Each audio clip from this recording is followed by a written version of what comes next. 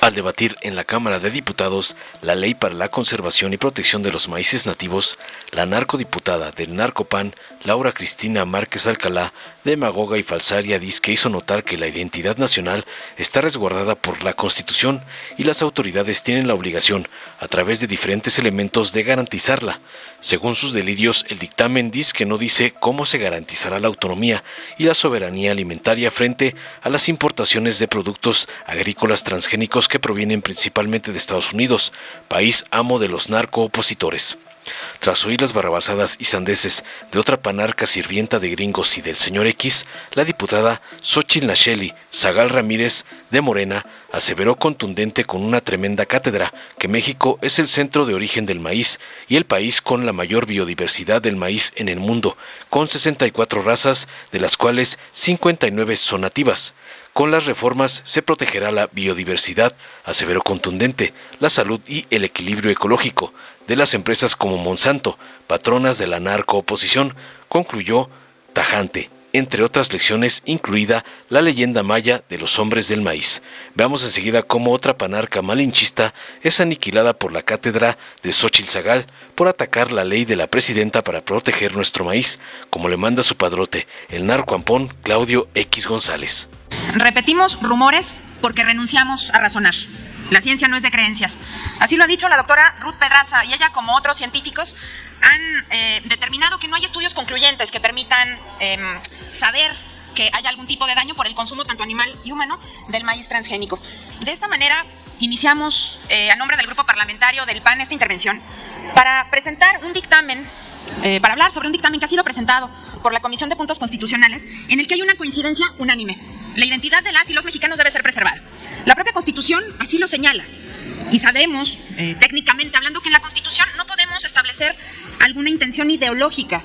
Y sabemos que la identidad, además, se conforma por elementos como el idioma, la etnia, las tradiciones, la historia, la geografía, la religión y los símbolos patrios. Esos son elementos de la identidad que se encuentran integrados a lo largo de nuestra Constitución. En ello, podríamos también decir que la importancia de la preservación de nuestra identidad como mexicanas, como mexicanos, no puede circunscribirse a un solo elemento, aun y cuando reconozcamos su importancia fundamental. Tan ancestral es el maíz como lo es el cacao. Y los mismos argumentos que se vierten aquí para cuidar y preservar este elemento importante de nuestra vida nacional, lo son otros granos elementales, estratégicos, que la propia SADER, la Secretaría de Agricultura, ha establecido y señalado y dado obviamente el seguimiento para poder determinar las suficiencias, las necesidades, las carencias y las áreas de oportunidad. Por ello es importante, más allá de establecer un elemento específico, aislado, sobre la identidad nacional, hablar en términos generales de qué es lo que representa para nosotros el ser mexicanos y que, como ha dicho antes mi compañero Agustín, podamos a través de la legislación reglamentaria establecer cuáles son esas normas que nos van a permitir avanzar en el desarrollo de cualquier cuestión que tengamos que estar atendiendo. En este caso específico, cuando hablamos de algo tan importante como la alimentación de las familias mexicanas. Pero entonces esto nos lleva a otras reflexiones, que no se resuelven con un decreto constitucional, no se resuelven con una reforma a la constitución política de nuestro país. Garantizar que haya comida para las familias mexicanas no es o no depende de que lo diga la Constitución, porque la Constitución sí, también establece el derecho a la alimentación, pero no podemos llegar al derecho a la alimentación y garantizarlo si no garantizamos una serie de derechos anteriores, previos y necesarios para poderlo lograr. Por ejemplo, el derecho al agua, que además es un elemento sustancial, fundamental para la cuestión agrícola. En ese sentido, es importante entonces dejar claro que la identidad nacional se encuentra resguardada por nuestra Constitución y que las autoridades tienen la obligación de, a través de diferentes elementos secundarios, lograr su potenciación. En ese sentido, también es importante que podamos revisar las consideraciones. Les voy a ahorrar el trabajo de leer todo el dictamen. Váyanse a las páginas 46 a las 51 y van a ver que no dice nada, no dice más de lo que ya se ha dicho aquí. ¿Y qué es lo que debería decir entonces el dictamen? Debería sustentar la justificación de la reforma a la Constitución para que quede integrado la defensa del maíz como un elemento de identidad y además la evasión o el evitar que se utilicen otro tipo de semillas que se encuentran mejoradas y que además constituyen un elemento esencial para el desarrollo productivo de nuestra nación. Se llevaron a cabo, sí, algunas reuniones en las que tuvimos la participación de funcionarios federales que nos compartieron conocimientos muy interesantes sobre temas de biología, sobre temas de la polinización, de las diferentes técnicas para poder mejorar las semillas. Y nos indicaban, todos ellos, que el mejoramiento de las semillas es importante porque se hacen resistentes, porque pueden ser mucho más productivas y pueden ayudarnos a salir adelante en esta cuestión tan fundamental como es la alimentación de nuestras familias en México. Pero nadie habló de los riesgos potenciales de una prohibición de este calado. No hubo un solo elemento que dijera cómo podía venirse abajo la competitividad o la productividad en México. Nadie dijo cuáles eran esos riesgos o esas enfermedades. Nadie dijo qué diagnóstico tienen desde que se hizo el decreto en el 19 por parte del antes presidente al día de hoy. ¿Qué se descubrió? ¿Qué pasó? ¿Qué dijeron? ¿Qué observaron para determinar que esto era inminente que quedara en la Constitución? El dictamen, pues, no tiene un solo dato que nos permita justificar este tipo de acciones. Y, por supuesto, tampoco garantiza que se resuelva la problemática que se pretende señalar aquí. Los datos de la Secretaría de Agricultura y del INEGI son muy interesantes. Los invito a que le den un vistazo porque indican que en México hay 32 millones de hectáreas con vocación agropecuaria. Es una gran riqueza. Bueno, pues ese es el objetivo, atender esas 32 millones de hectáreas de vocación agropecuaria por parte del gobierno para que podamos salir adelante y entonces sí garantizar la soberanía alimentaria de nuestro país. Sin embargo, antes de que alguien tenga la duda, el Plan México sí tiene, por supuesto, una clara intención de poder apoyar algo del campo, ¿verdad? Habla de que se van a apoyar a lo largo de estos próximos 5 años y medio, ¿no? 200,000 hectáreas. 200,000 hectáreas.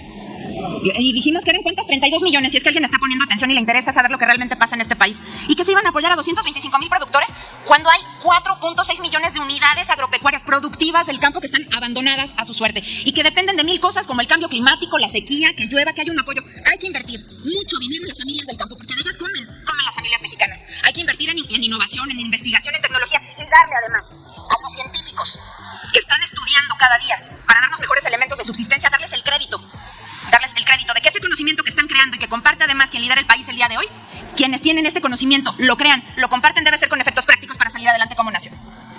Con la venia de la presidenta. Adelante. Compañeras y compañeros legisladores, representantes del pueblo de México. Hoy, desde esta tribuna, le hablo al pueblo de México. Hablo como una hija de una familia de campesinos, como una amante de nuestras tradiciones, de nuestra cultura profunda, de nuestra gastronomía y de nuestra riqueza biocultural. También como protectora de nuestra biodiversidad, de nuestras técnicas de cultivo prehispánicas y de nuestra responsabilidad frente al mundo de proteger las especies que tienen origen ancestral en nuestro territorio. Como legisladora popular, desde esta Casa del Pueblo, nos corresponde defender nuestro origen, nuestra tradición milenaria y nuestro legado a las futuras generaciones. Nuestro maíz, Incentli, Intlaoli, desde el corazón de México, desde el lugar donde el maíz nació, donde el maíz es la esencia de nuestra historia, de nuestra alimentación y de nuestra vida. Nuestro país es el centro de origen del maíz. Aquí nació el teocintle, la planta ancestral que nuestros antepasados domesticaron hace miles de años para convertirlo en lo que hoy conocemos como maíz y que hoy alimenta a millones de personas. Es por este origen que somos el país con la mayor biodiversidad de maíz en el mundo, 64 razas, de las cuales 59 son nativas. Esta riqueza no es solo un dato científico, es un legado vivo, un tesoro que nuestros sembradores, nuestras campesinas y campesinos, las comunidades indígenas y afromexicanas han cuidado con amor, sabiduría y dedicación generación tras generación. Hoy hay un gran peligro contra nuestra nación y nuestra soberanía alimentaria. La posible introducción del maíz genéticamente modificado representa una amenaza para nuestra biodiversidad agrícola, para nuestra salud, nuestra alimentación y, por supuesto, para nuestra identidad como mexicanas y mexicanos. Por ello, nuestra presidenta de México, Claudia Sheinbaum, científica, ambientalista y nacionalista, ha enviado esta iniciativa constitucional para prohibir, repito, para prohibir el maíz transgénico y el genéticamente modificado. Y quiero decirlo fuerte y claro, el dictamen es concreto, explícito y con fundamento pleno. Aunque la oposición diga, repita y se crea que este dictamen es ambiguo, quiero darle a la diputada Ruiz Massieu y a los del PAN el dictamen completo para que agoten sus dudas. Aquí viene toda la información. Lo que vamos a agregar al reformar nuestra Constitución establece claramente que en nuestro territorio el cultivo debe ser libre de modificaciones genéticas, producidas con técnicas que superen las barreras naturales de la reproducción o la recombinación, como las transgénicas. Esto lo explicaron muy bien en las reuniones de puntos constitucionales que me parece no pusieron atención, porque los secretarios nos lo explicaron muy claramente cuáles eran las modificaciones génicas que no son transgénicas. Por eso el dictamen está así redactado. Lo que es ambiguo es el discurso de MC, del PAN, del PRI. Revisen las transmisiones en el canal del Congreso. Revisen los discursos de los prianistas y amesistas, que no parecen mexicanas ni mexicanos. Se parecen más a Santana, aquel vendepatrias que nos lastimó tanto. No, sean honestos. Dicen que quieren proteger el maíz nativo y que es muy importante, pero al mismo tiempo dicen con firmeza que debemos sembrar el maíz transgénico, justificándose con el discurso de la productividad, con el discurso de la competitividad y del desarrollo financiero. Pero que hablen claro, que lo digan. ¿Qué acuerdos, qué intereses oscuros tienen con Monsanto, con Bayer, con Syngenta? Eso que dicen ellos como ocurrencias que vamos a llevar a la Constitución no son ocurrencias, son los sentimientos de la nación. Ya no existen los apoyos al campo. ¿En serio? Le pregunto al diputado Agustín Rodríguez, ¿cómo resolvió la atención al campo Fox? ¿O cómo lo resolvió Calderón? Nosotros, tanto el expresidente Andrés Manuel López Obrador como la presidenta Claudia Sheinbaum, invierten en tecnificación, en investigación, en apoyos, en asesoría técnica y en el trabajo en nuestros bancos de germoplasma, que deberían revisar qué es lo que hacen ahí, porque no vamos a prohibir, por supuesto, que toda la técnica que se hace en los bancos de germoplasma para poder tener los maíces mejorados para la producción. Estos pretenden que tengamos áreas exclusivas de transgénicos y de maíces nativos. Pues claro, no entienden nada. Según la Conavio, hay maíz criollo en todo el territorio nacional. No entienden nada. La polinización del maíz es por aire. Es muy fácil su cruza. No entienden nada. No, en México no habrá maíz transgénico ni con modificaciones génicas que superen las barreras naturales de la reproducción o la recombinación. Recuerden que las siembras pilotos de Calderón, se estima que de 2009, que lo permitió Calderón, al 2023, han aumentado la presencia de la contaminación genética de nuestro maíz del 1 al 33% en este tiempo. El INIFAP, el CIMIT, el Bangermex y otros bancos de germoplasma hacen su trabajo para mejorar el maíz. Que el protocolo de Cartagena sobre seguridad y biotecnología que suscribimos en el 2000 sobre los centros de origen y diversidad genética para la humanidad y el protocolo de Nagoya sobre el acceso a los recursos genéticos del 2014 nos obligan a proteger como centro productor del maíz y del teocintle a esta semilla. Pero ustedes también dicen un discurso ahí medio amañado, porque no dicen que los transgénicos tienen como obligatorio utilizar el glifosato como un agroquímico, que ese sí, hay datos científicos muy claros y contundentes que producen cáncer, que producen muchos problemas a la salud y no lo vamos a permitir. Nosotros no estamos en contra de los monocultivos que se siembran a los que trajeron de Sinaloa y de Sonora. Eso pues se hace porque la producción así se da. Pero sí estamos protegiendo en este dictamen la milpa, el policultivo, el que enriquece el suelo, el que nos da de comer a nuestros campesinos porque nos da jitomate, chile, frijol, calabaza, quelites. No solamente maíz. Eso es lo que ustedes no entienden, porque ustedes no son mexicanos. Dependen de otros intereses. Nosotros estamos protegiendo la biodiversidad, la salud, el equilibrio ecológico. También quisiera decirles que las compañeros que hacen modificaciones del maíz para hacer masa, tamales, atole, son las receptoras y las cuidadoras de la gran gastronomía que tenemos como patrimonio inmaterial de la humanidad. Y para cerrar mi participación, solicito a la mesa que con fines de ilustración al pleno, lea el cuento maya, Los hombres del maíz, por favor, antes de concluir. Si nos hace favor un secretario de leer. Leyendas indígenas mayas, los hombres de maíz, mitos del origen del mundo y la humanidad en la cosmovisión de los pueblos indígenas de Mesoamérica. Mucho tiempo antes, cuando el mundo apenas iniciaba, solo existía el cielo y el mar. No había animales, ni tierra, y mucho menos seres humanos. Al ver lo solitario que se encontraba todo, tres dioses, Kukulcán, Tepeau y Caculcá, Huracán, crearon la tierra, las montañas, los árboles y los primeros animales, las aves y venados que habitaban en los valles. Sin embargo, los dioses querían crear un ser perfecto que hablara, tuviera conocimientos y los venerara. Fue así como surgió la idea de formar al hombre. Los dioses tomaron lodo y con él formaron al primer hombre. Con sus poderosas manos moldearon su cabeza, dándole las más hermosas facciones. Hicieron sus brazos y piernas fuertes con el fin de que le sirvieran para trabajar la tierra.